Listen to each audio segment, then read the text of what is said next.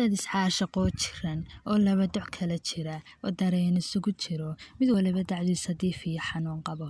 dad xasuusa gelayo daymada jacaylka leh sawiruu soo diro ka kaleeta daawado dad jacaylku biyo dhigay waagii dilaacaba dad isdaydayayo abidaan isdayacayn inaan nahay uliyo diro dadku sooma wada oga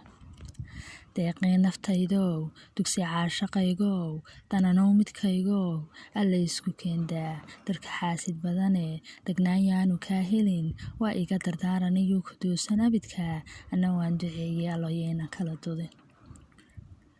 dugsigaygii baa tahay anna dayr baan kuu ahay dawadaadii baan ahay digtoorkii qoraa tahay daruur curataanahay ka ku doogsadaa tahay dunidaba dhammaanteed kaan ka doortay baa tahay dumarkaba dhammaantood taadu diirnaxdaana jacayl daacad loo yahay isqadarinta doorka leh isdaadahayntiyo isku duubnideenaan dadka kaga sarraynaa laba isdugsiiyo aan isdiidin abidkood daa'im isku xulayo dookoodu mid yahoo isku dana ayaa nahay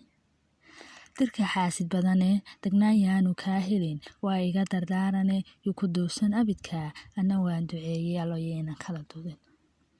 waxbay ila durkin ila deexan maansadu daafta hoose aadine waxa aan ku daayo kusoo duuba heedhe dayuxu waa 15 daruur caawa qarasiyo maba laha dabool sare anigana dareenkaa docdaada iga soo jira